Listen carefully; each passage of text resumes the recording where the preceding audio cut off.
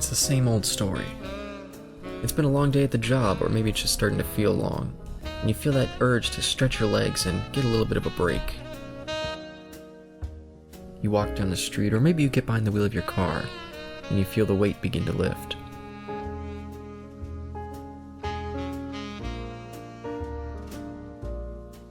You walk through the doors, and the sound of the place starts to clear the air. You get a table, you order your drink, you listen to the sounds of the bar, and soak in the conversation. Welcome to the T&E Speakeasy with your hosts, Caleb and Isaac.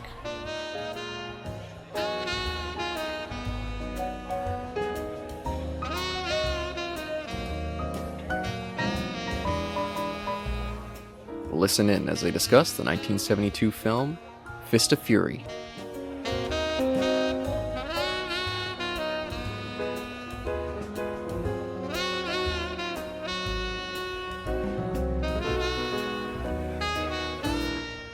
Well, here we are, Isaac, yet again, jumping back into our Year of the Dragon extravaganza, this time coming around with our second part of our Bruce Lee series, with Fist of Fury, or the Chinese Connection, depending on which version you pop into your player. And I'll start off by saying I was excited to get to this one, because as much as I had fond memories of the Big Boss, I had more fond memories of this one, so I was definitely excited coming in. What's your experience with Fist of Fury? Yes, welcome, ladies and gentlemen, those in between and affiliated. Or, as there were some working titles, there was at least 3 working titles: King of Boxers, School of Chivalry, and, at Lee's suggestion, The Intercepting Fists. And there definitely are a lot of fists intercepting other fists throughout this movie. So, I guess chronologically, this is the second film of Bruce Lee's I see of his, and when going originally through his 5 films. And I don't exactly know much of I didn't know anything beforehand. Again, because I get this I didn't buy all the DVDs. Of course, I had the collection that I had bought. So I only see these as I guess presented in a more masterful way, or at least in a more respectful manner. Not to say the DVDs weren't a respectable release, but I'm just saying that's that was for a time of what it was, and this they really try to make it a little bit more avant-garde, depending on the material itself. But they try to present these in a much more Criterion type method. Whereas I guess the DVDs, they had interviews. Don't get me wrong, but it at least was able to put them out online. Caleb? What is your history with this film? I saw this for the first time back in 2020. Actually, I can see what the date was. Ah, nice. I think mine was, again, I pretty much, if I said 2016, yeah, about 2016 or 2017 was when I saw all these in order. Yeah, it was August 13th, 2020. And for this one and The Big Boss, I'd only seen it once. That same year, I watched them maybe a week or so apart. And I never got around to watching The Way of the Dragon, so I've still never seen that one. See, I didn't have too much familiarity. It was only that one time. But it left a strong impression during that viewing back then. In 2 films, we'll have history. In 2 films, we'll have a little bit more history than we're saying here. Yeah. Yeah, and one of the pieces of history that I didn't remember until I started watching it, it was maybe 20 minutes in, I started to be like, hey, I keep getting these vibes. I keep thinking of this movie that I love, one of my favorite martial arts movies, Fist of Legend. And maybe 40 minutes in, I was like, oh, come on, this is so close. We got to do a double bill. We got to throw that in as a companion to this, either after this review or after the Bruce Lee retrospective. And then I looked it up, and turns out that movie was a remake of this, or at least following the same myth. Ah, okay. So I was like, oh, no wonder. Fair enough. No, I am open to anything, my friend. I'm glad this got you really hyped, and it gave you those feelings of either nostalgia or just those really good feelings of, oh, this reminds me of another favorite film of mine. It's okay, no, absolutely, I'm down for anything. Cool. Yeah, so it was cool coming back and then discovering that, and I don't think I looked that up last time, or maybe I did and just forgot. But yeah, I don't know where to start with this one. Well, I'll give a brief synopsis of. I don't know if I did this in the last film, but I'll give a brief synopsis of what's going on. So, sure. Liu's character, Chen Zhensheng, I believe, he is He's arrived back at his school. I don't know, like if he was traveling abroad or if he was elsewhere in Shanghai, and his master has just recently passed away. And this hits him real hard. It hits him very hard, Mm. and like he goes like catatonic at a point, and like the other members of the school are worried for his sanity and his safety, and that's because it seems as though we don't see anything, any flashbacks with the master and Lee's character, but again, it definitely like puts him in an impact. It has a huge impact on him. And then during the funeral, or at least during a moment of silence for him, these characters, these another school come in and call, like, bring at the worst time possible time this sign calling all the people here, like other like Chinese people, sick, and like in like a derogatory sense. And this infuriates and breaks basically the straw off the camel's back of Lee's character, and he goes into a rage. And the rest of the film is the consequences of his actions, just like the last film. Okay, let's start this. What is your best thing and what is your worst thing about this film? I think my best thing is just the stellar choreography. The first, during the big boss, we had some comments of like, oh yeah, we feel like they're not necessarily realizing maybe the screen presence of Bruce Lee, and they're kind of playing him back a little bit more. Here, he's full on display. Very early on, we see his prowess, and it just keeps going and ramping up with some really great fights throughout, and that's just great. I think my worst thing about the film, and this is a minor one, but it did pop up a couple times in my notes of just feeling once again that maybe this was just a bit too long at 107 minutes. I feel like this would have been better in the 90 to 100-minute range. But again, not a huge complaint. It just did feel a little bit flabby here or there at times. But how about you? What's your best thing for this one? Thank you, sir. I think. Oh, I could almost say the same thing about like the choreography, but I'm going to actually say this ties in with the worst thing. I think at least with this one, we actually get to see a bit of Lee's acting skills. Hmm. He actually gets a chance to showcase his other, like being an actor, not just like going through wide range, excuse me, of emotions, and just being angry all the time. We actually get to see him be a little bit more, I don't know, charismatic, but we definitely get to see his, like, his lovely side, almost his or romantic Hmm. side. Excuse me. We get to see his romantic side, not just his passionate side. We also get to see him in like a master of disguise, or at least taking on different disguises.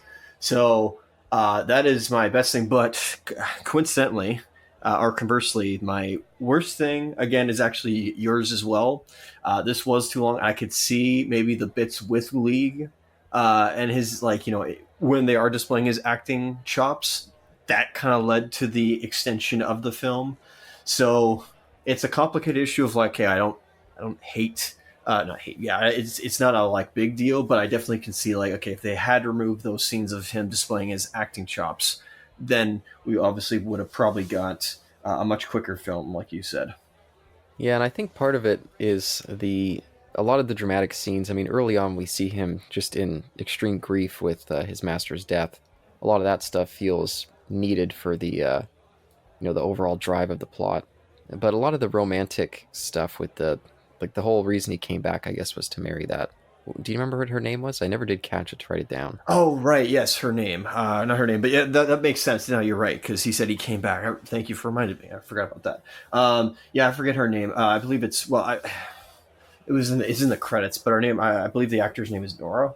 So, but her character, yeah, that's right. He came back to but get married to her. Yeah, and I'll just say, just as a minor spoiler for Fist of Legend, the only reason I knew that part of the plot was because of that movie. I kind of had to fill that in because I think they give it one drop line in this, but that's a much bigger part in Fist of Legend. But yeah, their romance just really didn't. I just didn't feel much of an impact for it. I mean, I'm not going to say that the scenes between them were bad necessarily. I just feel like, yeah, maybe that could have been a place to trim some of the stuff up there. And even though I think it's fun that throughout the movie we get Bruce Lee, because like you mentioned, he's kind of has to like hide out for a while as he figures out what his plan's going to be. And we get numerous scenes of him doing these little disguises. I've been watching some of the Basil Rathbone Sherlock Holmes films, and we get a lot of disguises in those too. And this was kind of remind me of that a lot. And although some of those scenes are really fun, I think maybe some of them went on a little bit too long. Like the when he's pretending to be the telephone repairman. I was like, this is a fun bit, but maybe we could trim it down just a little bit. Do we have to see so many displays of strength for the Russian fighter that we get in this? I was kind of like, maybe we could trim some of that. I don't know. So let's see, Nora Meow, the or hopefully I'm pronouncing that right. That's the like Hmm. the actor. She played Yuan Lear, I believe. So Yuan, there we go. That's her name. But anyway, no, you're right. So I forgot about this. This film I forgot takes place. I was like, okay, it's kind of anachronistic, but it's also not. Just in that, like when we get scenes. So this is completely random. I apologize, but I remember we get scenes of like because obviously most of it's shot inside a studio and looks really nice. Yep. But Yep. there are some shots that are actually taking place like outdoors in an actual real life areas, and obviously you look at the people. And to be fair, yeah, it looks very 70s, but I don't have a problem with that.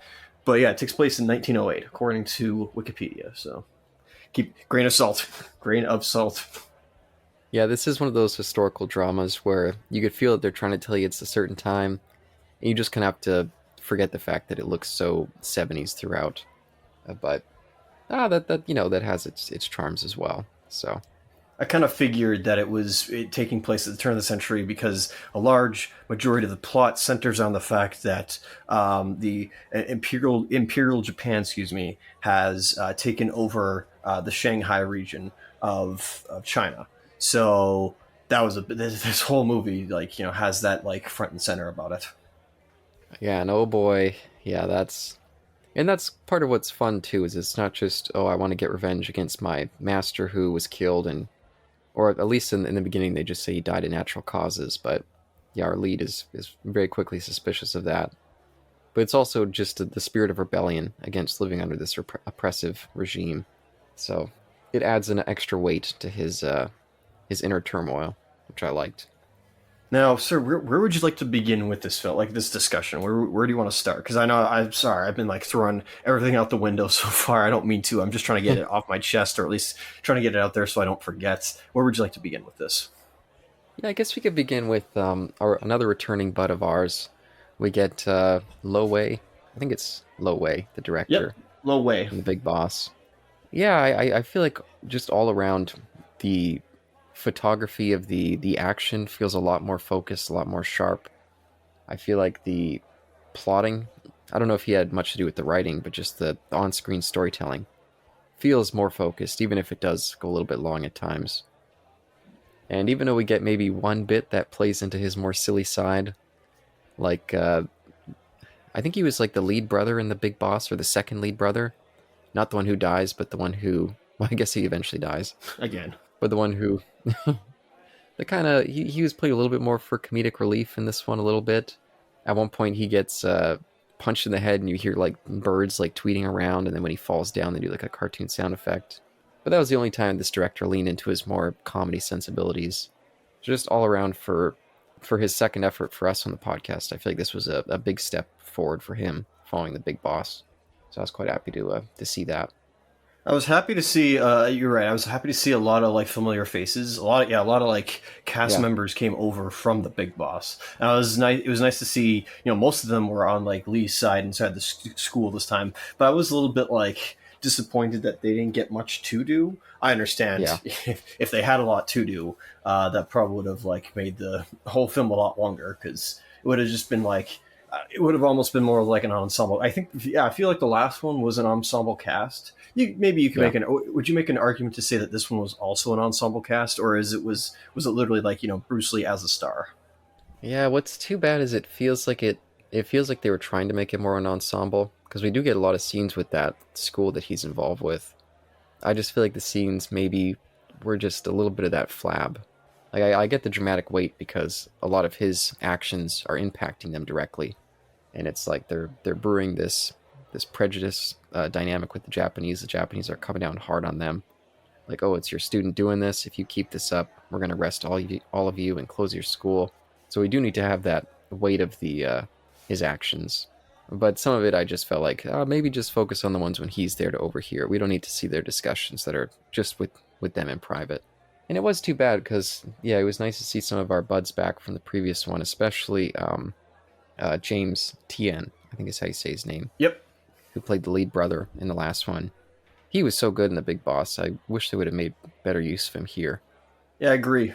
Yeah, I mean, we saw that he was such a strong fighter in that last one. I was hoping we get a couple good scenes with him here, but yeah, again, nothing there. But overall, I feel like if the focus is going to be solely kind of the Bruce Lee plot, I feel like that stuff is pretty strong throughout this. A lot of good emotional stuff. They do a good job before he really breaks bad and goes completely crazy. We see the second class citizen element really weighing on him, especially when he tries to go to that like that park when it's like no dogs or Chinese allowed, and that just sets him off into a fury. A Fist of Fury. The fist of fury. That's right. The Chinese connection of his fist in someone's face of fury. I'm pardon me. Okay, I gotta be careful how I say this. I prefer this title, Face to Fury, over the Chinese Connection. I agree. Personally, of course, but I shall not deny any. But like, oh, it's so stupid that it was always called the Chinese. No, no, no, no. If you grew up with this film being called the Chinese Connection, that's awesome. That's great. It's just obviously the Yeah. version I'm watching was called the Fist of Fury. So Yeah, and I think that ties more into like the myth of this character because I think this guy was a real person, but that's been kind of become a part of legend. Like they even opened this up with a little title card that I was like, okay, I'm pretty sure this was a historical figure, but they're saying there's multiple accounts of what his historic events were. In the picture of the master, that the dead master they have there in the background, I know that that's a real guy, and I've seen his picture in multiple of these martial arts films just in the background.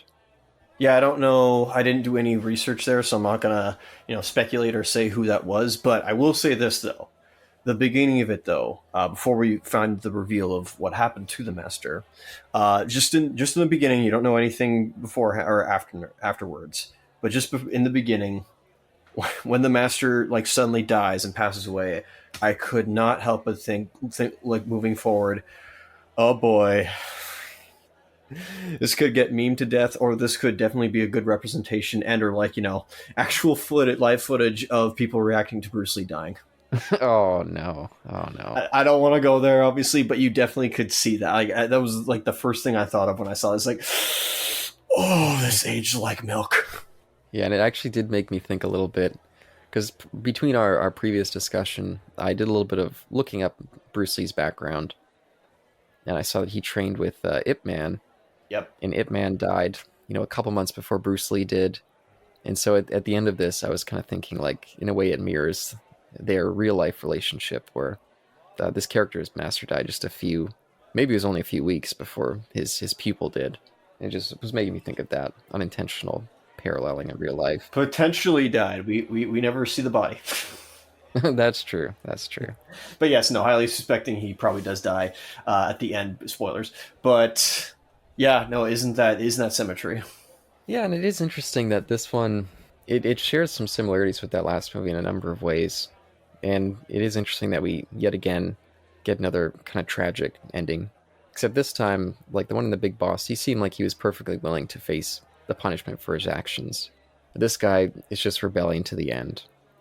And it's a different situation. The government here is so clearly unjust that it makes sense that he would never really want to kowtow to them. Yeah, actually, in fact, you mentioned Ip Man. I want to like move forward with another one film that we may one day end up doing. Oh But yeah, this actually does remind me of that first Ip Man movie by Tony Yen, or sorry, Donnie Yen, Tony Yen, Donnie Yen, yeah. Donnie Yen, excuse me. Specifically the first one. I don't remember. I don't believe the second or third one goes into it, but it definitely goes into that. It's around the time of fictitiously like Ip Man as the legend. Went up against all these like Japanese. So it actually is quite. Yeah, that first one is a lot more closer to this one than I actually realized. Oh cool. Oh, I'd love to check that out sometime. I've never seen those movies. Oh, you haven't? Okay, fair. Because I believe I either watched this one first and then watch Eat Man, but I never made the connection until now, or maybe it was reverse. Either way, it's like, oh, that's right.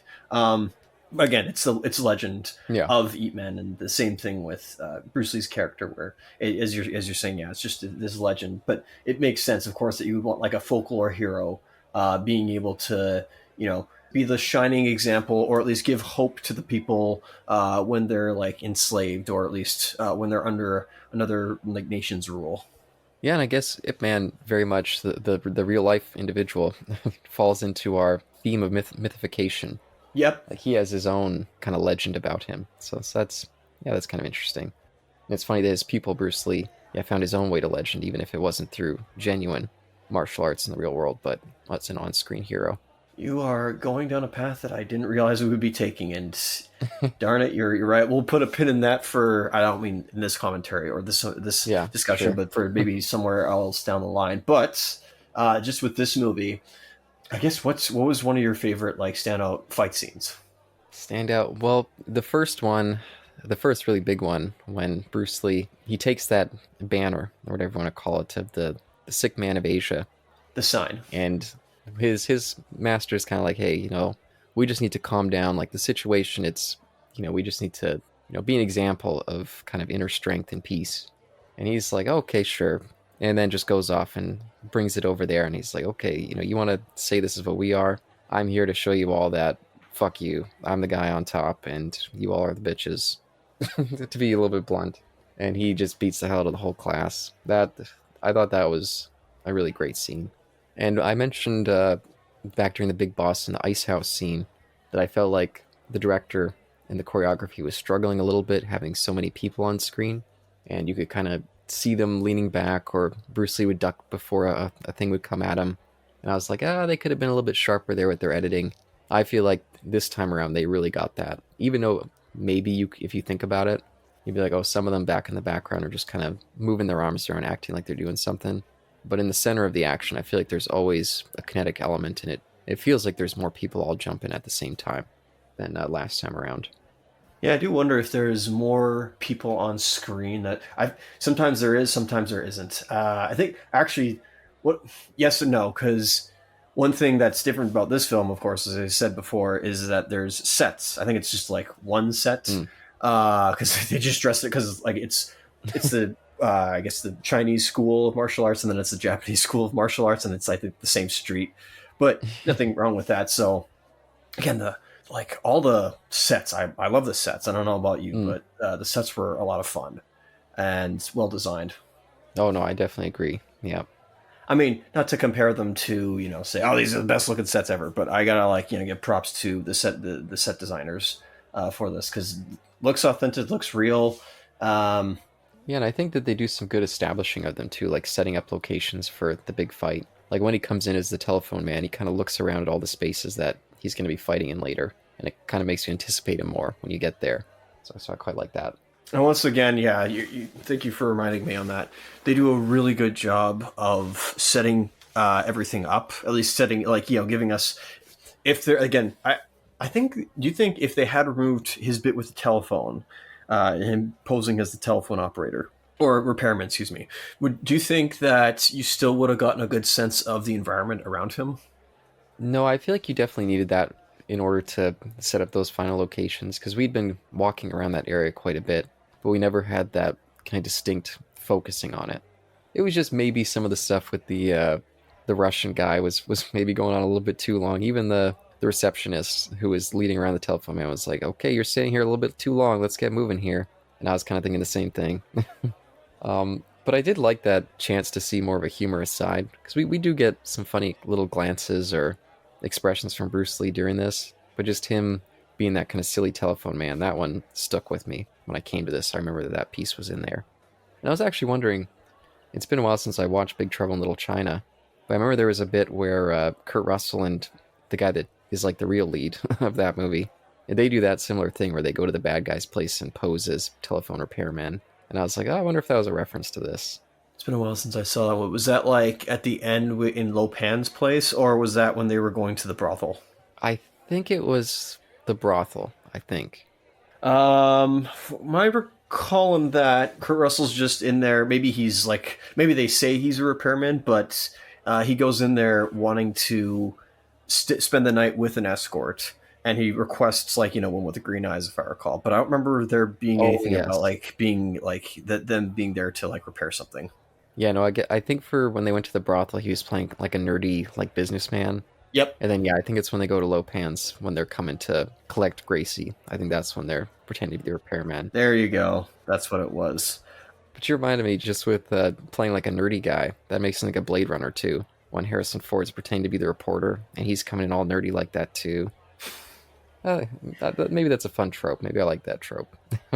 Well, it's them trying to be masters of disguise. Yeah, yeah, which is fun in its own way. That's been the highlight of those Basil Rathbone Sherlock Holmes. I haven't necessarily loved going through those movies. Not necessarily great mysteries, but all of his little disguises I usually enjoy. Oh, but speaking of disguises, I guess I'll mention this here with the whole going into the garden scene with the no dogs, no Chinese allowed bit. That's what it's on the screen right now. Yeah, they have a Sikh guard there, and I was kind of like, oh, is that a Chinese guy? And maybe some brown face there. I was like, okay, that's definitely setting in the 70s. Yeah, looking at the eyes, yeah, I could see that. Yeah, but different time, but I guess, but that is the first time that we see one of the Japanese people disparaging and making a Chinese person act like a dog. He's like, oh, you wanna get in here? That's fine. I'll let you in, but first you have to pretend that you're a dog. And we even see Bruce Lee's kind of like, hey, why is that person in there? They've got their dog, and he's like, oh, that's a foreigner. Just forget about that. But when the guy asks him to act like a dog, Bruce Lee just goes crazy and just starts beating everybody up again. And then later on, the interpreter, which is a character that I like quite a bit in this. I think the actor is just really hamming it up in a great way. But and he keeps going on. He's like, oh, I've been loyal to the Empire from the beginning. Like I love the Japanese people. I think they're the greatest people in the world. And then later on, when they're drunk, they're even cruel to him. They're like, oh, you want to walk out of this room right now? Then you need to crawl. And he pretends to be a dog and crawls out. I was like, oh, that's just sad. Yeah, I forget what, like, I don't want to call it like a trope or anything like that because that's probably insensitive for me to say, but it's basically like somebody. I can't use it because that's like outdated by Yeah, this point. But you know what I'm talking about, right? Like I know. whatever term that is, where if there's an occupied nation and the indigenous of that area, I guess, start working with and basically, if I may be diplomatic, sellouts. At least Yeah, what the other people would call them. If they're being sellouts, they're the ones who are, no good, dirty, rotten scoundrels, and they betrayed their nation and all that stuff. Like, I can I can definitely see this film reaching a lot of people when it comes to standing up for one's nation, and that is definitely like front and center in this as well.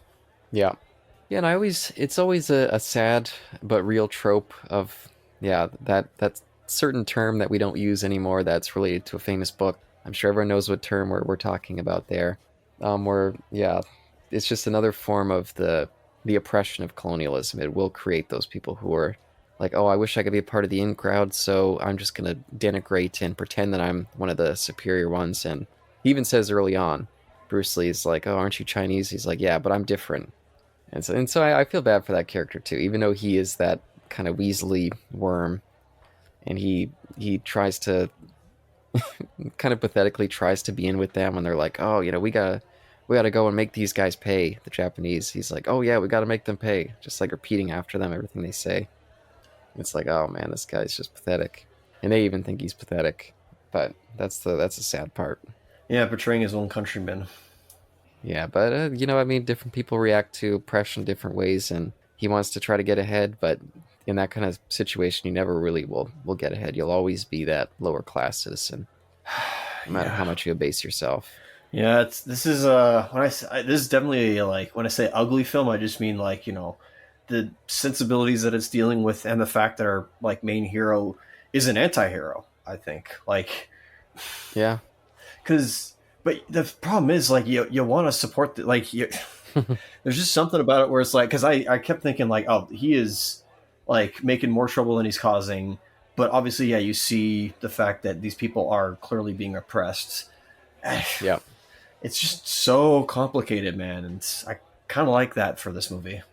Yeah, I feel like I remember when we finished The Big Boss, we were kind of like, oh, it's such a shame that, or it feels kind of a shame that such a fun movie ends in this tragedy. Like, it almost felt like a little bit of a record scratch moment. It feels like, oh, it should feel more heroic. This one, yeah, it's such an unfortunate situation all around that to even try to be heroic, to try to get vengeance for your master who was murdered. It's just oppressing your people even more. And so it was all around a tragedy. Even if he got away with it in the end, it would still be a tragedy because so many of his fellow students got murdered for this. And yeah, that makes him an anti-hero because he sees the impact of what he's doing. He knows it's hurting the people around him, but he's just so driven with that hate. He can't stop himself. So I definitely can see some early signs of what John Woo would do with like heroic bloodshed. This is actually, I think, like a proto version of that like trope or that yeah, genre, whatever you want to call it. Because we could, you can, I could see like images from The Killer, or even in Hard Boiled, where we would see like the main protagonist kind of like lament, whether he's in a church or he's just somewhere and he's like just alone, like thinking to himself. And there's moments here with Lee where he just is in deep thought, whether it's in regards to the situation that he's caused or again the death of his master. And so I can definitely see like this if there was another remake of this, it would be, it probably would lean more into like the heroic bloodshed aspect of it. yeah, and I think that maybe is one of the weaknesses and one of the reasons I feel like the movie feels longer than maybe it would have been if we were more invested in the drama. Is I feel like all the ideas are there and they express them fairly succinctly. But when it comes to the actual drama, like when it comes to Bruce Lee really feeling the impact of what he's doing, some of that stuff I feel like was just not necessarily there in the script. I feel like the scene with the when his fiance comes to visit him when he's sitting out in the I don't know if it's the woods or wherever he's cooking that. Was it like a rabbit or something? Yeah, I don't know. Cemetery. It was the cemetery where his Cemetery. master was buried. Yeah, that was maybe the most reflective kind of internal moment for his character. And it felt like one of the weaker scenes. Again, not saying that it was bad necessarily, just feel it felt like it wasn't quite hitting an emotional weight that I would have liked. I feel like there could have been a version of this movie where at the end when we see him run out and we hear the gunfire, I feel like I could have been left in tears with this. But I never really got there with the emotional stuff with this movie. It's more just thinking about it after the fact that you really consider how tragic the whole thing was.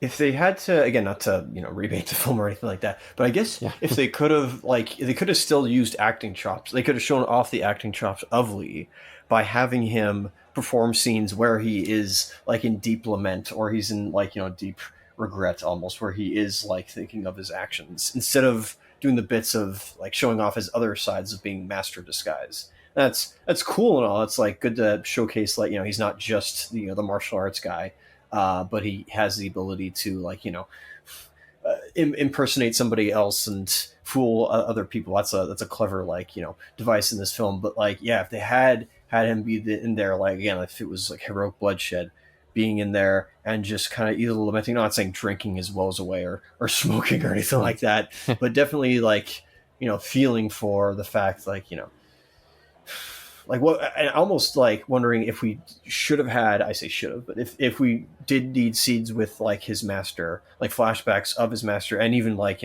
what his master saw in him, because he's, if he is as he, whether it's a joke or it is like true intent, he is like the worst student in the school according to him when he first assaults the Japanese school.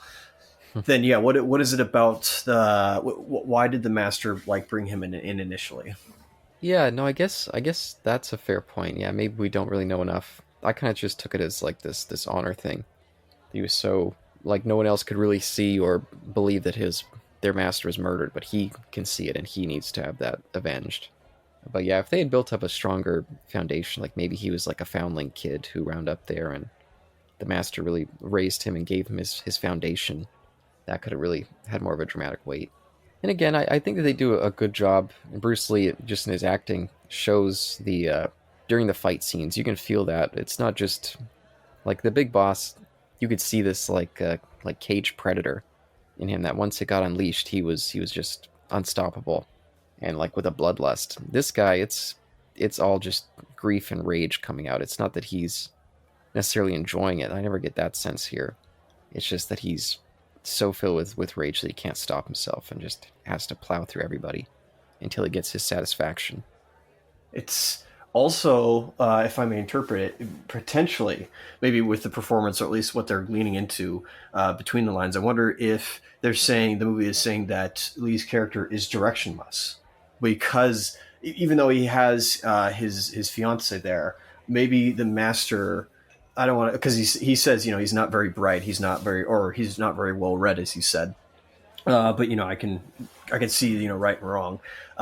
What if the master was his like sense of his guide, basically? Like, I don't want to say like he's just directionless and like, please tell me like what to do, tell me where to go. And not that he disrespects any of the other elders in his school, but there's definitely there's definitely parts where I'm just like, I do wonder if he himself is just like directionless in life, and he needs somebody to guide him, and that was who the master was, and thus, because the master is no longer with him, he just doesn't know where to go. Yeah, yeah, that could be. I maybe without this case to work on, maybe he wouldn't know what to do with himself. And where was he before? Was he in school? Is that what they said?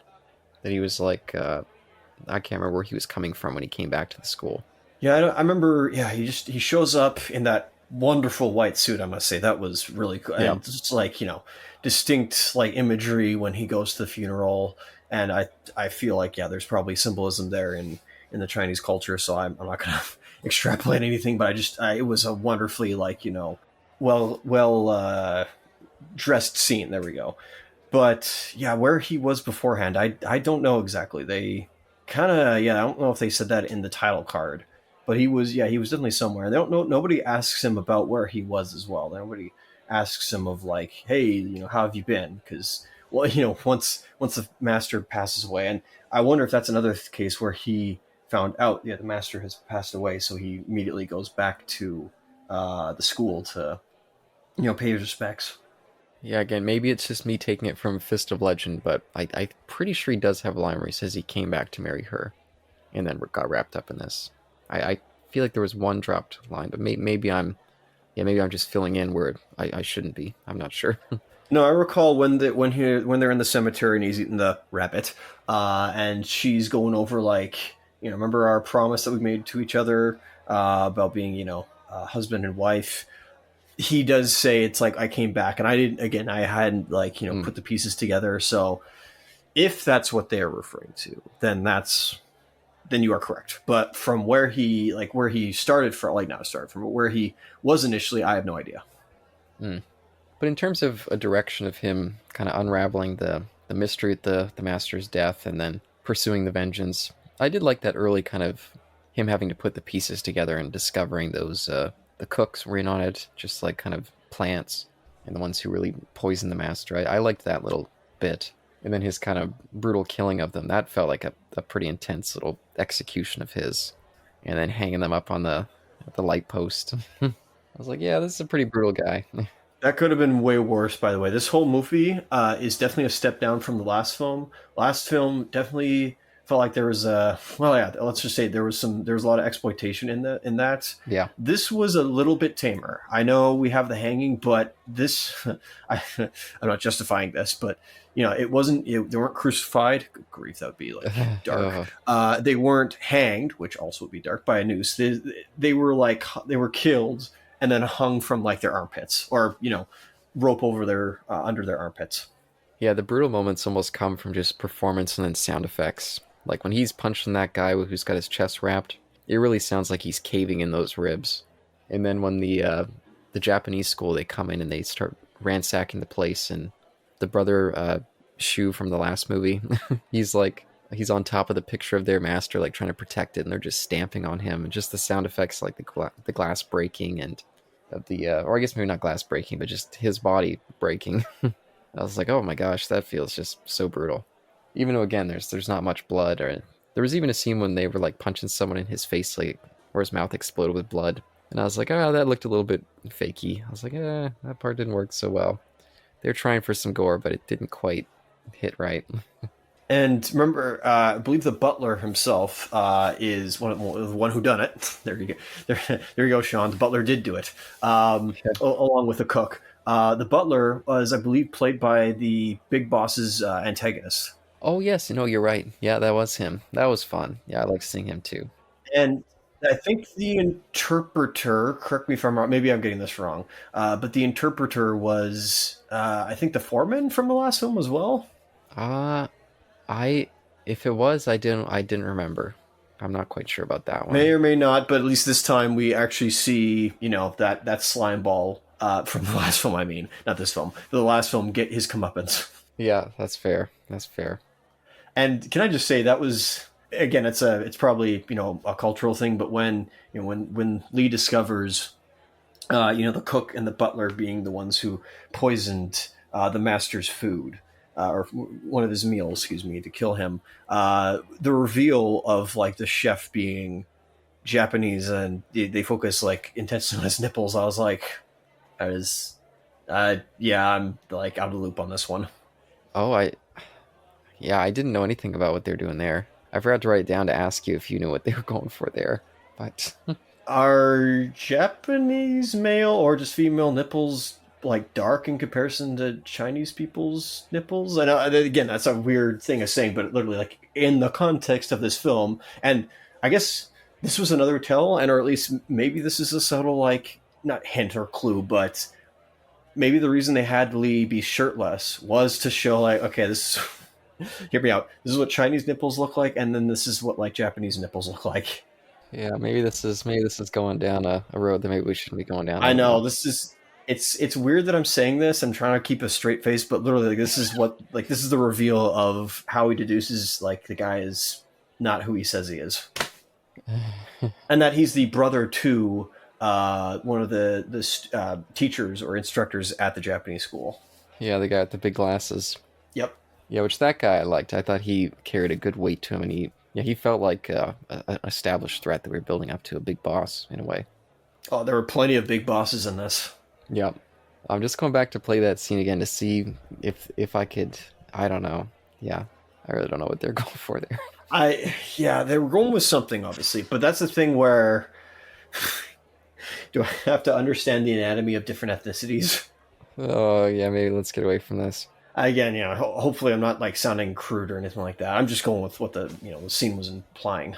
Yeah, maybe I shouldn't say this, but a couple years ago I watched this movie called The Wailing, a South Korean horror film that was making the rounds. Really big movie during its time. Not the whale. No, and I thought it was a pretty damn cool horror movie, but they had this Japanese element to it that I kept being like a little bit disturbed during the movie because I was like, oh, something about this just feels very xenophobic, and I was like, oh no, this is getting kind of uncomfortable. And by the end, I was like, oh yeah, this is some real like Japanese people are demons in a way kind of perspective, and I wasn't sure to feel about it because of course Japan does have their very negative history with both China and South Korea, Mm-hmm. or just Korea in general, with yeah some of their colonial actions, imperial actions. And so I was like, I don't know, maybe when it comes to an oppressed group, maybe you just have to accept that there's some different stuff there that just culturally I just need to have my distance from. I can't really judge or understand. So maybe there's some of that here. Oh no, that's 100%. Like I'm white. I'm Canadian. I have no ties at all to other nations. So I am not gonna say like what is right and wrong. I'm only judging like the film based off of what the film presents, and obviously there's history to that. So it's like I gotta go Yeah, educate myself over this matter. But being an arbiter or judge, that is not my place. yeah. There's one thing I did like with Bruce Lee, or Chen, I should say. I keep saying Bruce Lee. Is I did like that he, even though we could continuously see that he was just like this coil of barely contained rage, like just waiting for it to spring and be unleashed. I did like that he was judicious about who he would direct it at. Like he never once went after the receptionist of the Japanese school, even though that guy was a bit of an asshole in his way. He was still like, okay, this guy clearly is not in on all this. He's not responsible for what happened to my master, so I'll leave him alone. There's even a scene at the end when he comes for the big kill, and he just kind of leers at that guy staring at him, and he's like shaking, like you could tell that he's just ready to kill anybody, but he still gives that guy a pass. And when he goes in, he sees these kind of lower level students. They're just kind of cleaning up the dojo, and he's like, "Okay, I'm here for my vengeance. You guys get out. Like I'm gonna be killing some folks, and you have no business with me." And he gives them multiple chances to leave, and when they don't, that's when he just goes on his kill crazy rampage, and it doesn't end until everybody there is dead. I still liked the restraint. Uses them as warm up partners. Yeah, but unwillingly so. He Yeah. knows that they're low enough that he can't hold them responsible for what their masters have done. So I appreciate that. Yeah. Um, no, I agree with that. Just in that, I almost was thinking as well. He is. Pardon me if I go with this, but at least with what the movie is saying, I wonder if he's also like, his words, of course, like the worst student. I wonder if he's like the not sin eater, but like because the master had a very like strict belief in like um, practicing nonviolence and pacifism. In compare, like we're only fitness. We're not attacking. We're just using all these martial arts and kung fu moves and tools just for fitness. Um, it's almost like he was not the sinner or whatever you want to call it, but he basically was like like Black sheep, or the yeah. I don't want to use that word. Of course, I wouldn't use that wording. that's It fair. is that, of course, but it's almost like he's the personification of again maybe someone from a background where all that training ended up and he took it all in the wrong way and went in the like what yeah he, as yeah, I guess that where how am I trying to put this? Where again, he's the personification of the negative side of teaching these guys fitness, and it's like, well, you can see it in the way of the school, this him being like in the wrong, going in the wrong direction. Yeah, and that, I mean, in a way, I mean, had he not gone the direction that he has, so many of his students would have still been alive. They would have been living under a repressive regime and having to deal with the shame of their master being murdered in that way. But at least they would have been alive. I mean, it's hard to blame him because it's not his fault that his master got murdered, but it was under his control not to go off on these rampages, and so in that way, it is his fault that all those people died. Oh yes, it is. And the escalate, especially at the very end. The end bit though, with all the people getting killed, like when convenient, when he goes to Lee goes to the Japanese school, and then all the Japanese students come out to go kill everybody in the Chinese school. That's not that would that technically be under the situation of fridging moments? Like would all the Chinese students be considered stuffed in the fridge or not? Well, again, I always say with fridging, the term fridging comes down to an ongoing story arc. It's not just like a one-off. Those people only exist in this movie as kind of backdrops for his story. Of course. It's more if you have like an ongoing story where people have their own plots, then all of a sudden you just decide, okay, it'd be a bigger threat if I kill this person off just to motivate our lead. That's when it's kind of like, oh wow, you took this character that people had investment in and liked and just fridged them just for the benefit of the. That's what the original purpose of the term was. It's been very much diluted and polluted and become kind of yeah, a little bit pointless at this point. Game of telephone, and I keep bringing it up, so Yes. apologies there. But I guess I do like the fact that because this escalation spirals out of control, it leads to the decision by the head of the Japanese school to just go and murder all the Chinese students in the other school, just quick and swiftly, and it's ugly. It's Yeah. definitely ugly, but it definitely changes the ending as well. Conveniently for Lee, because it would have been interesting had he just fought through waves and waves of those students and like just mercilessly killed them. Yeah, and what it does really well is it removes any sort of triumph in what he's done, and it's kind of made the whole thing like, okay, the Japanese people, their school clearly started the offense, but all this bloodshed is on both of your hands. It's not just what they did. This is all on you, and there's no, even though you killed the people who were responsible for kicking off this war, there's no sort of triumph in you walking away from it because all it's led to is just more and more death. And so I like that. It almost has like an anti-violence kind of theme to it, which a lot of these martial arts films don't necessarily have. Yeah, just like us talking about it, like it's different when like when I watch the film. Oh, I'm all in on the action. Like all the fight scenes are like well choreographed, and I get behind them. And then there's this underlying message of just ugliness, of just like Yeah. there's nobody in the right here. I mean, you could almost say like maybe the Chinese schools, like not they're not in the right, of course, but you could see that the master created the school just because, like, almost in response. I don't know if like I don't know how when he established that school, the real life aside in the movie, it's almost like he created this school as a in protest to make people nonviolent and pacifistic, not fully pacifistic, but pacifistic to the ruling Japanese people. Yeah, or at least like in self-defense, the Yes. school, they're always, whenever the invaders come in, they're right there to defend them off.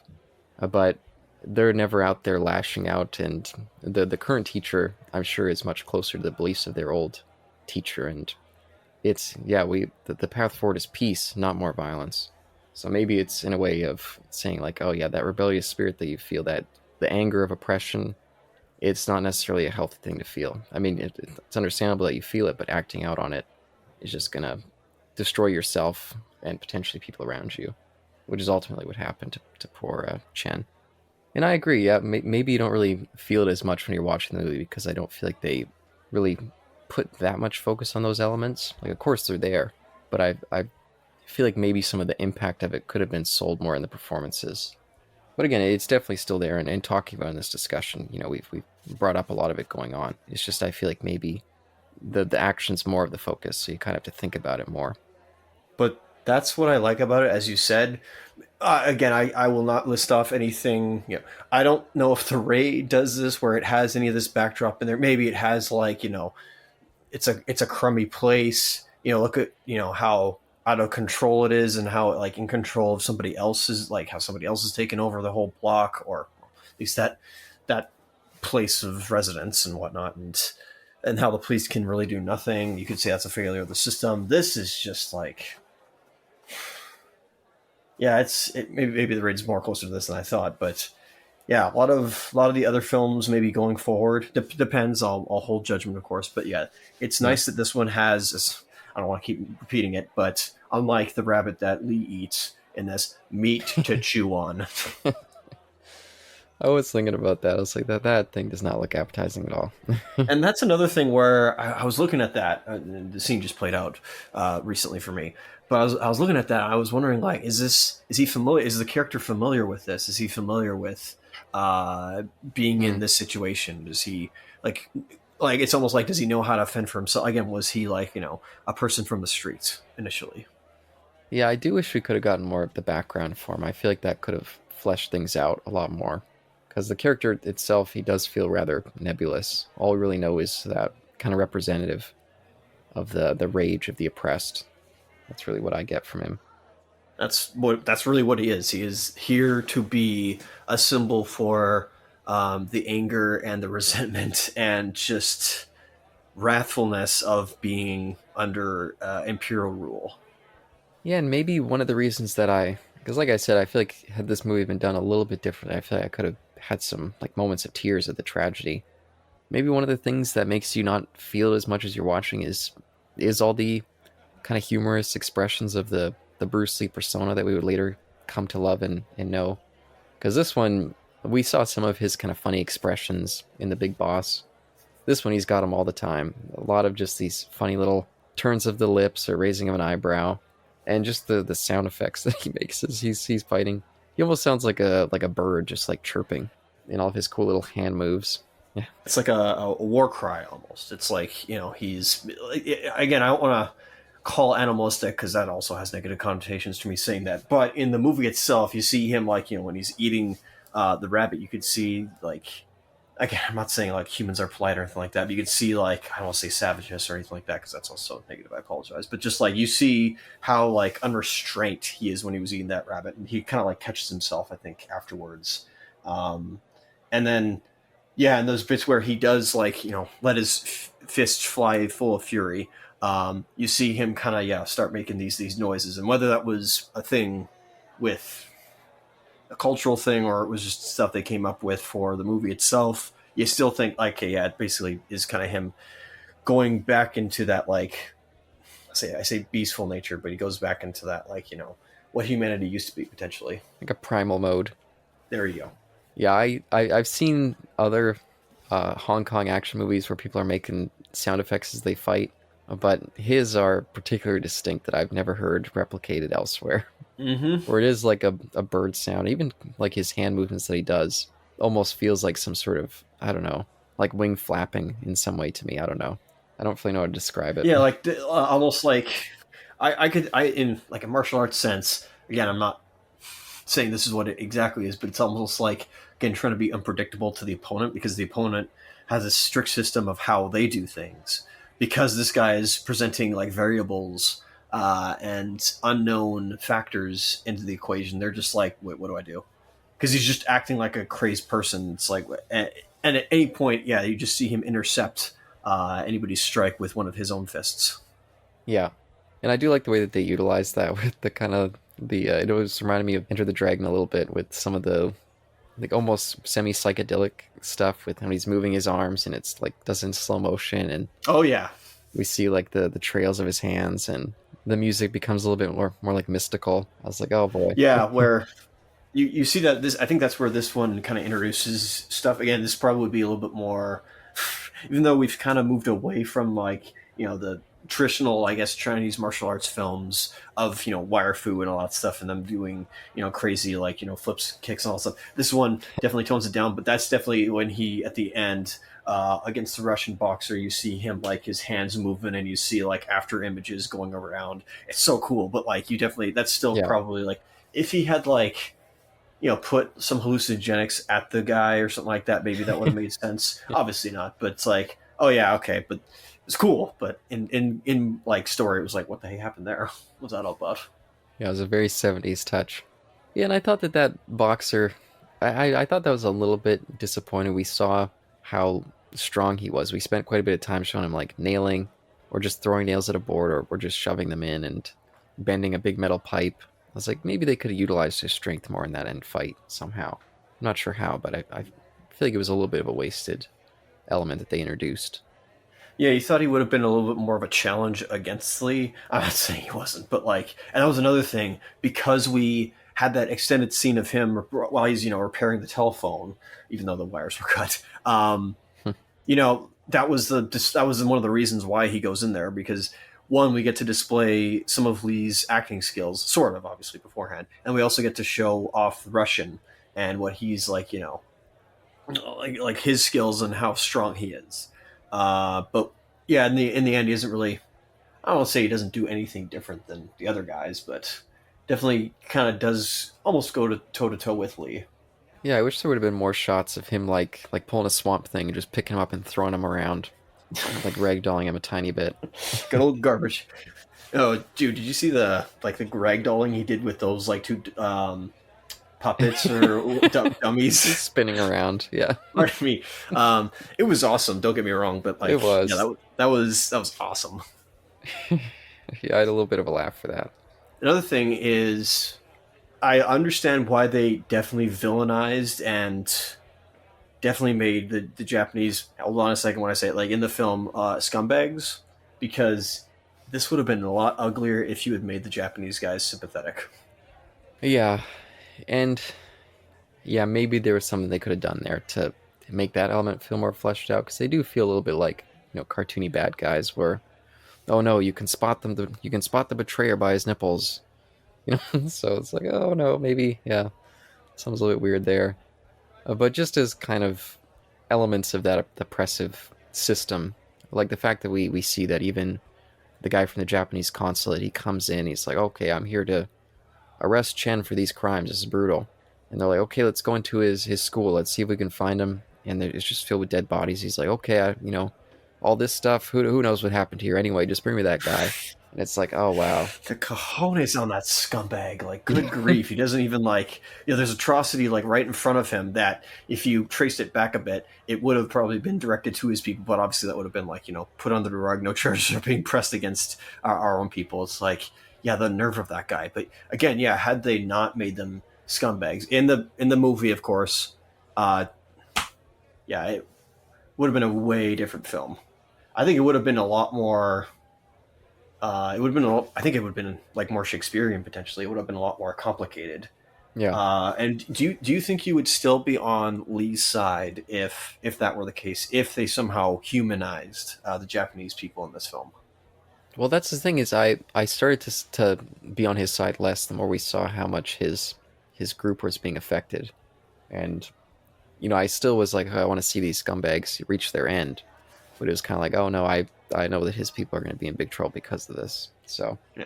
You were on more of his school side than you were They were the real victims in all of this. Yeah, yeah, and yeah, I like that complication. And even though I feel like there were some scenes with them when Bruce Lee wasn't around that I was like, ah, maybe we didn't need these scenes. It at least made me feel more bad for them when they died because it's we saw how much they were concerned. Like, okay, what are we gonna do about this? How are we gonna stop this guy? And oh no, what a shame that this kind of world that we're living in. And they were throwing out a term a couple times that I was wanted to look up, but I just ran out of time. And it was international settlement. They kept being like, "Oh, was it the international settlement that did this?" And later on, the crime boss was kind of like, "They can't touch us. We're part of the international settlement." So I'm curious if that was like some sort of like diplomatic immunity that they had or something like that, where they were like untouchable. I don't know. Oh, there was a word that I guess I was watching the what was it? I think I was watching the restored Cantonese version of it, and they said like something else called like consultate or something like that. I just assumed it meant like we have friends in higher places, or it's just like the ruling class of whatever the Japanese government is here in Shanghai. Yeah, at the end, the guy who shows up, who is getting trying to get Chen, but doesn't care about all those bodies. He's from the Japanese consulate, That's what it and is. he's like, we want to take him in so he can be tried by Japanese law. But he's also at first willing to be like, okay, you Chinese lawman, you've been working with us, you've been doing our dirty work. You find this guy first, and then when he keeps being too kind to the Chinese, that's when that guy comes in. He's like, okay, we're taking over here. You guys are just, I can't trust you. You're Chinese. So Yeah. By the way, I love the costumes of the detectives or the policemen. yeah. I believe the lead detective, excuse me, was played by a guy named Lo Wei, who I Oh, believe is the director of this film. oh, that's fun. I didn't realize that. That's cool. I like There that. you go. So that's where John Woo got his idea to like star in his. No, he didn't star in his films, but make cameos in his films. I think he acted pretty well. I mean, I don't know Yeah. if it was his No. voice who was dubbed, but I thought he was I liked the character, and I liked what he was coming at.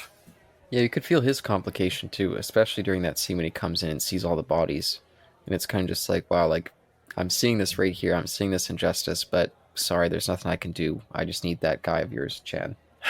Yeah, no, Like you just can feel that he was feeling rough about it. everybody's caught between a rock and a hard place, or at least yeah, him, the school, they're both caught between a rock and a hard place, and Yeah. yeah, this is what a tragic film. I'm sorry, I just maybe it's not that tragic, but like the more I just talk about it, the more it's like, oof, you can definitely see like another version of this film that really like ups the drama, and honestly would make Lee's character even more of a scumbag. Yeah, I'll say it's been a few years since I've seen Fist of Legend, but I do think of that primarily as a drama with some great martial arts in it. So we'll when we get to that, we'll see how much they yeah, change some of these dynamics for us. But where else to go? Hmm. We had some exploitation stuff in the last film, and this one a lot more, held back, except for the scene. I completely forgot about this. Oh, by the way, I don't know if you remember this. This was at around the let's see, hour and 8 minute mark. I'm not gonna say seconds, don't worry. But we see a day. We had 3 days. We had 3 days. By the way, it was another. I think the last one had like days since or something like that. That's not true. But like we had 3 days. There was a shot of like that like close up of like Yes. the sun rising up from like Yes. Hawaii or wherever it was. So I thought that was kind of cool. I was like, hey, Yeah. Caleb's favorite like shot. And I was confused too. I was like, is that the last one? I wasn't sure why I was there. I was like, is this time is it meant to be like the rising sun for like Japan? I was like, I don't know what's going on there Oh. with that one. You could interpret it that, but I also just assumed it was like sunrise, even though because we had seen a shot of the moon, so I assumed they were like using That's that fair. intentionally to say like, okay, it's night now, now it's nach, sorry, and then it's daytime. But just with the exploitation elements, we did have a scene that I completely forgot about. With like when it's a scene as you mentioned earlier, where the interpreter is acting as a dog because everybody's drunk, and it's like, hey, you Chinese fool, go in movie, go and exit out the scene by being a dog with a bone or whatever in your mouth. Yeah. That was a scene where I guess that like dancer was dancing. I gotta say, I know even though we saw a butt shot, I'm actually surprised how much they held back on that because it could have gotten a lot more exploitative. As I mean, maybe it was exploitative as it could be, but like I was Yes. like, oh, okay, like I'm surprised how tame air quotes knock on wood asterisks as it was in comparison to the last film and other exploitation films you've probably seen, or at least films that have those sleazy elements in it. Yeah, it just felt that was another bit where I was like, ah, we could have trimmed this out of here. This Oh, certainly. it feels like it's going a little bit long, lingering on her, yeah, her ass as she's dancing around. But we got to get that in there. A little bit of exploitation never hurts for ticket sales, I guess. I don't know. And to be fair, the scene itself did, while you could cut her out, or at least her part out, what it did have was the introduction of the Russian boxer and the display that even the interpreter, you could, as you said, had at least some. There's at least some sympathy for him of just like he's also being like treated like dirt by the those in power. Yeah, and I almost thought it was too bad with Chen because he pretends to be his little driver and then counters him and beats him up, gets some answers out of him, and then seems like he's gonna let him live. The guy's so weaselly and pathetic. It's like, why would I waste my energies killing this guy? But once the guy gets up to leave, it's just like he couldn't stop. He was so filled with that hate. He just has to kill this guy and string him up too. I was kind of like, oh, that. I mean, he in a way he deserves it, but in a way he's a victim just as much as everyone else. He's just trying to find his way to get some control over his victimhood in that way. And I understand why we don't have sympathy for those people necessarily. It's totally understandable why people hate on those tropes or real people who are like that. But I feel bad for them at the same time. Yeah, I understand. And you mean like I'm not here to justify Lee's actions, but when after he interrogates the interpreter, in a really cool scene of just him Yeah. the lifting up the rickshaw cart just to like display his rage and display his like feats of strength of just like do not mess with me. I assumed that was all he was going to do. That was like he would only fall back on violence if he came at him and used self defense. But obviously, yeah, he, when the interpreter, I guess, didn't want to let this slide and saw an opportunity to, you know, coup de grace or at least hit him with a Yeah. rock. That was Yeah, when that's Lee fair. was like, "All right, did he have to kill him though? Yeah, that's more what I was thinking. Probably not. That's yeah, he did not have to kill him. He could have just like maimed him or really scared the living daylights out of him, but he definitely took that a little too far. So ugly scene. I did really like it was a line that really stuck with me when I wrote my notes too. After he punches that guy, he like looks at his fist, looks at the shaking rage of it, and he's like screams out, "Why do you pick on me?" And that just feels like a line of not even just the character, but just the oppressed person in general. That feeling of just like why do I have to be the focus of this abuse of power? And yeah, I thought that was really powerful. I can see many of different peoples throughout the entire world who maybe are in situations similar to this definitely loving this movie. I definitely would not blame them for that. Yeah, and I think that's why I came away as much as I enjoy the Big Boss as just kind of a fun little piece of Bruce Lee's career and a great little action film. This one just leaves you with so much more to kind of walk away with, a much more maybe not as like walking out as like excited like, oh man, that was some fun action. It leaves you a little bit more somber in that way, while still thinking about that was some great action. So just overall a better package, I think.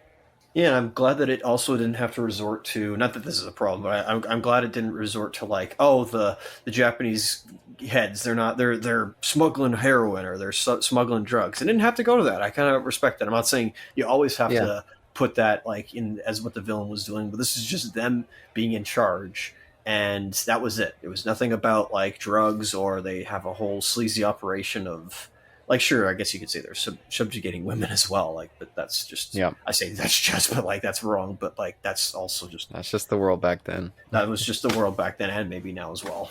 Yeah, that's fair. And it was kind of nice to see that they had some female fighters in there in his school. Yep. I didn't see that in the Japanese school. So I don't know, maybe there was some cultural differences or maybe just trying to portray things a certain way. I don't know. show how progressive this side is, and a lot more respectable, and how much of like a community they are, and maybe also understandably they want the girls to be in there to be able to defend themselves against any perpetrators or those who would take advantage of them.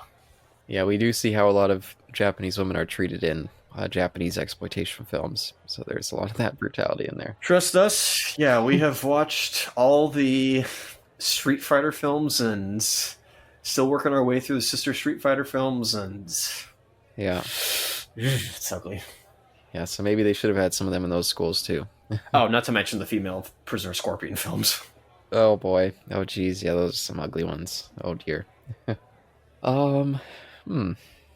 Just trying to think what else I got. Oh, I did like during that initial scene in the Japanese school when Bruce Lee shows up and he's like, "Oh, sick man of Asia. Well, I'll make you guys eat this paper," and he's beating the hell out of them.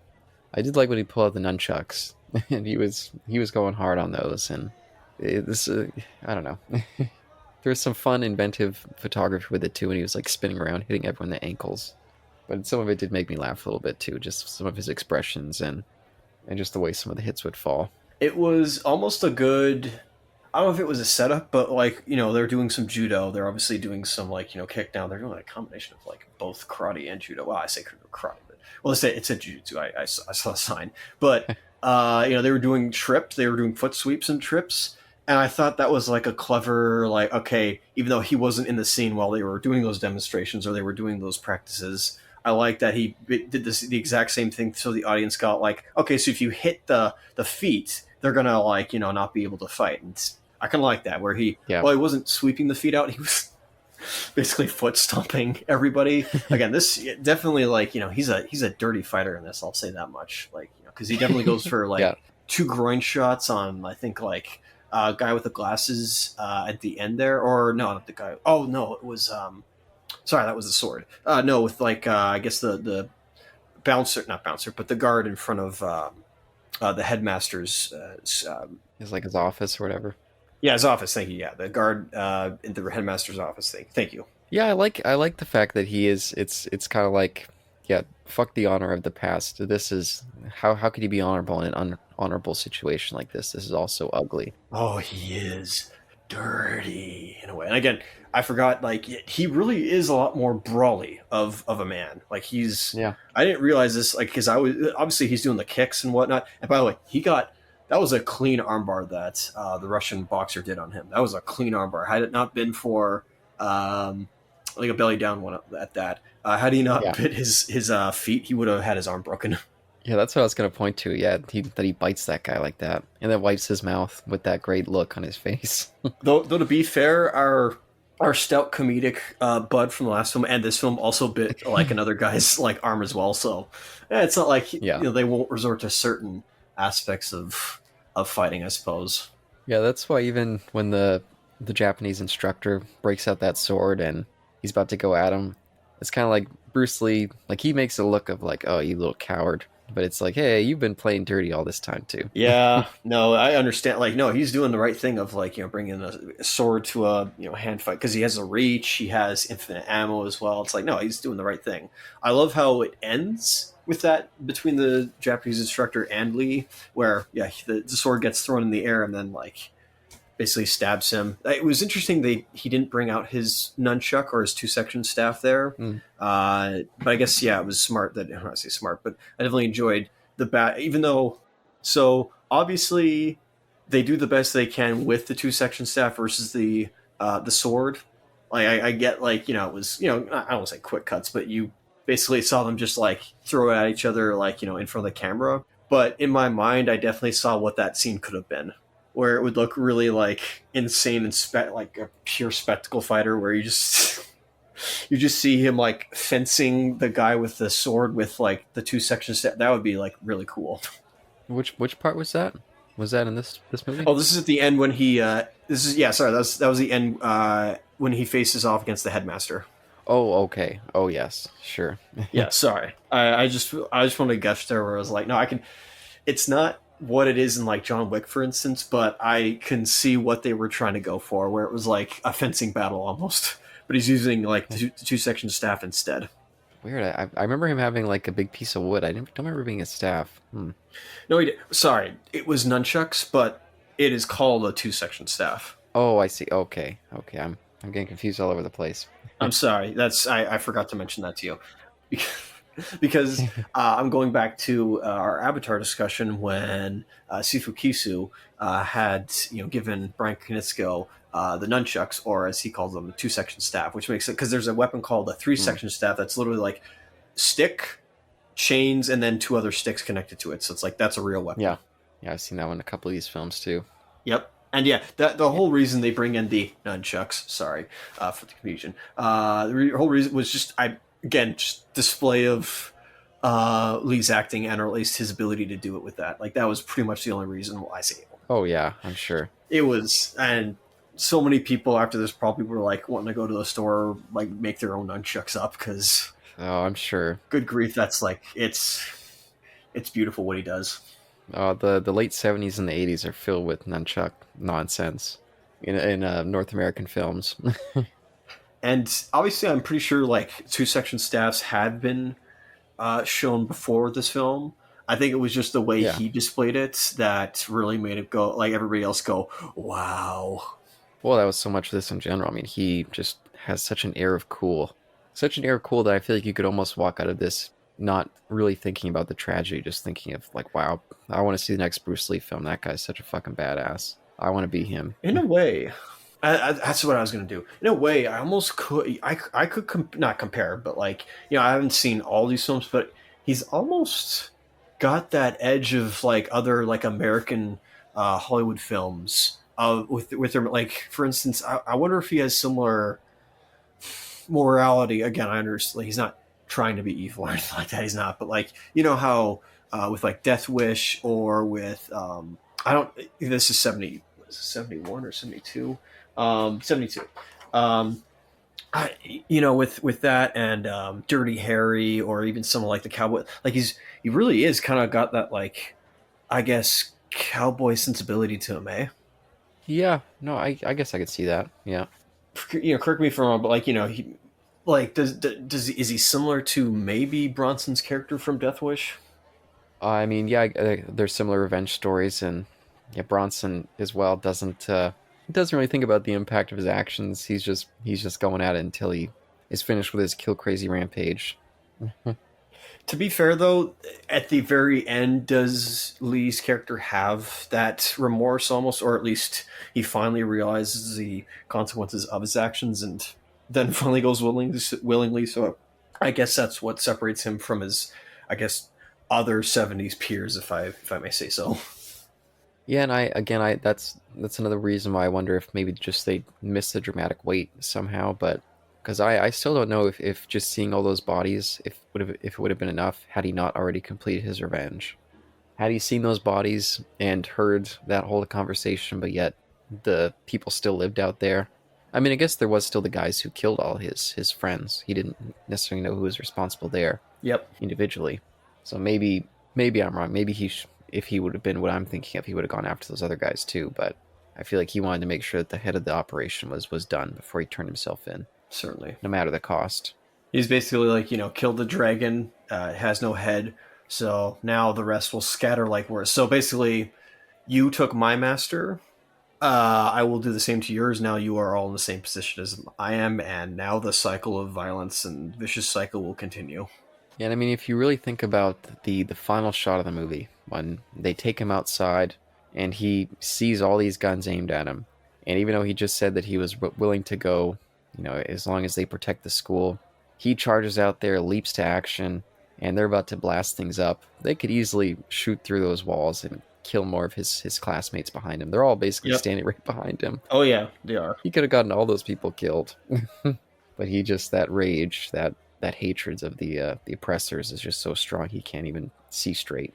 So yeah, maybe even at the end he still caused more damage in that way. Yeah, just sorry. I was just talking about this. This is heavy. Yeah, Yeah, I don't know how much you have left, but I guess music. the music. I liked it. I thought it worked fairly well. It wasn't a huge standout. It wasn't like a defining element. Like for example, I recently revisited Beverly Hills Cop, and as fun as that movie is, I feel like it would not be as strong as it is if it didn't have that fantastic score to it, Axel F. I feel like that's not necessarily the case here, but it was solid. It wasn't as 70s as I thought it would have been. Yeah, it was played back a little bit, more had a like a period Japanese or sorry, Hong Kong drama more feel than really like propulsive action kind of score. Yeah, I agree. It wasn't. Yeah, it wasn't as there sometimes. I don't know if when the version I was watching. I don't know if there was a I say mixing problem. I don't know. Like I felt the music wasn't as loud as it should have been, or not as should have been. I felt like it was like turned down and instead of the in the voices. But maybe I'm just like maybe it was a different edition. Yeah, and I'll say a couple times during this, early on especially, I got kind of the feel that I get when I watch Italian movies, where there's usually in Italian movies it's so clear that it's not the person's actual voice that it creates this weird distancing, almost like I'm looking at like a dream logic movie in a way. Like this is a movie that clearly doesn't exist in the real world in some strange way Yeah, I agree. because of the fact that they don't film with sound, and just a lot of their movies being weird in general. But that adds to it. There was one or two moments in this where I had a little bit of that vibe, but I'm pretty sure all the actors came back and voiced this Cantonese dub, so it doesn't create exactly the same distance, but a little bit of that for me too. Yeah, yeah, probably, or at least the Japanese actors probably being dubbed by Cantonese actors. Well, I think most of the Japanese characters here were played by Chinese actors. Yeah, I think there was. I think the headmaster was actually. I looked at his last name. It looked very. His surname looked Japanese. Oh, okay, okay. I think. Obviously, asterisks on that. If I'm incorrect, obviously that. Oh, and the Russian air quotes are Robert Baker. I don't think he was doing Cantonese. Probably not. Yeah, he's probably dubbed too. Sir, what did you think of the cinematography in this? I would have loved to see it on your Blu-ray. I could immediately tell that this was a more sophisticated production all around. It seemed like they had some really great lighting. Like I said, the way that they filmed the action was just such a huge step up from the last movie. It felt like just overall they had a really sharp eye for this one. How about you? Oh no, yeah.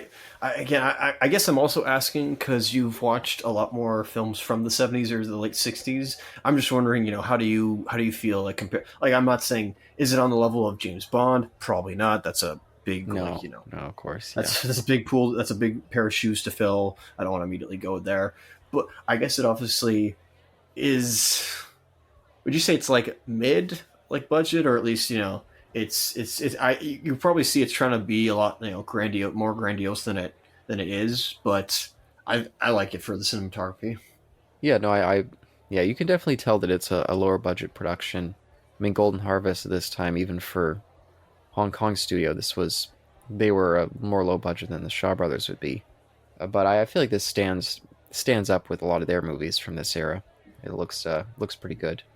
But again, I would like to see it on the Blu-ray. I'm sure that would make it look even better than my not particularly great DVD. I mean, it's okay, but I definitely need to lend this to you at some point because maybe even before we finish this series off, because you gotta at least get the chance to see it on like what it has actually could look like. yeah, and I might pick up the Blu-ray. I was considering getting it before this, but since I'm going on vacation so soon, I was kind of like, oh, what if something gets delayed and it doesn't end up coming till I'm gone? So There's that too. I think we already mentioned editing. Like at the same time, even though it is, that was why it was both our negatives for it being long. At the same time, I kind of enjoyed the atmosphere of the world that we were stuck in. I was like, I kind of like us being long in this world. yeah, and I feel like there's only a couple scenes that I would have cut completely. Mostly it was just being a little bit more considerate with what scenes to extend. Like I said, when it came to the Russian guy putting the nails in the board, we see him put in like 9 nails or something like that, and then we see him bending this piece of metal. It's kind of like, oh, that doesn't actually add anything when it comes to his prowess later on. Two pieces of metal. 2 piece of metal, exactly. Yeah, everything felt so extended there. I was kind of like, oh, we could have maybe seen a couple nails in there, maybe one pole bent. So it was just kind of stuff like that. Like maybe just around the edges, they could have shaped up some scenes a little bit shorter. Same with the half naked lady dancing. Certainly. Could have maybe shortened some of that too. Yeah, if it were modern film, I don't know if it was postmodern or whatever, but if it was if I thought that he put first off, I thought he was going to do like breaking the board, and then he put the nails in there. I completely forgot about that. If this were a modern film, they would have put the nails in like the symbol of, I think, the communist flag I can see that. Yeah. with like the hammer and sickle. But obviously, this film's got humor in it, but not as much as the modern humor or whatever sensibilities I'm thinking of. It's not a spoof. No, definitely not. But yeah, I feel like I'm tapped. I feel like I'm tapped. No, that's fair. There's nothing much else to talk about. That I think, yeah, I'm glad I've run the well try. I'm good as well. I think that's it for me. Yeah, and so unit of measure, what are we gonna rate this out of 5? Or no, I'm just kidding. I'm just kidding about that. Well, I don't want to do a like, oh, is this better than like the last film? Like, well, I still enjoy the last film. I guess Yeah. I would still go through these chronologically because I mean, there's only 5 of them, so I don't know. Like, Yeah, and I'm assuming at the end of each 5 movie cycle we'll kind of rank in terms of preference at the end. So, but your final thoughts for this one, I guess I should say. high recommendation. I'm glad I didn't look up anybody's review of this. If I did, like, I probably would have echoed a lot of their feelings and thoughts and what they had said. So I'm at least happy that a lot of this comes from you and I just talking, and whatever we said just came out of the discussion, and that's our thoughts on it. So it's like I'm impressed how much meat there is here and how much we were able to chew in this review, and in this movie. So it definitely sheds light on this film, and I'm when I rewatch it again at some point, I'm going to be very. I think I'll be watching it with a different set of glasses, just in like, wow, this film could have gotten a lot more tragic and dark if they had like made it that way. It already is like Yeah. tragic as it is, but could have been even worse. So high recommendation for me on this one. Definitely like even more than what we could have seen. Like other martial arts films, probably try to they try to go for like iconography with what Lee does, but once again it comes down to storytelling. And yeah, I definitely enjoyed the story. Your thoughts, sir? Yeah, come back to this one. I remembered this being out of the Bruce Lee films I've seen, which is all of them except for Way of the Dragon. I thought that this was the second best. Maybe Enter the Dragon's more fun. I'll say definitely more fun, and maybe has some better action scenes. But for overall substantive, like maybe the best best made, best written, this is maybe at the top. I'll be curious to see Way of the Dragon and to revisit the other two after that. But this is a high bar, and yeah, it was even I had fond memories coming into it, and I came out even more fond. I really do think that there's a lot of great stuff here. Yeah, maybe a slightly unbalanced tone. I feel like maybe didn't flesh out the drama enough to get the strong emotional reaction that I feel like this story could have produced. But maybe that would have also soured some of the just super fun action, which is great here. There's a lot of action scenes. A lot of them are intense. They feel much more polished than the last time out. And also just that great humor of the Bruce Lee persona. I feel like finally came into its own here. And we'll see that exploited a lot more as we go forward. And yeah, it was great. I recommend as well for Fist of Fury. Thank you, ladies and gentlemen, those between and affiliated to listening to our podcast or for our discussion, excuse me. Hope you enjoyed it. Hopefully it was intellectually stimulating. It was maybe funny to you guys, or, it was just played in the background while you do your chores or your daily activities. Please join us for the next discussions, commentaries, what have you, speakeasies, whatever it may be. Until next time, forget colonialism and expansion. Keep it as it is. Peace.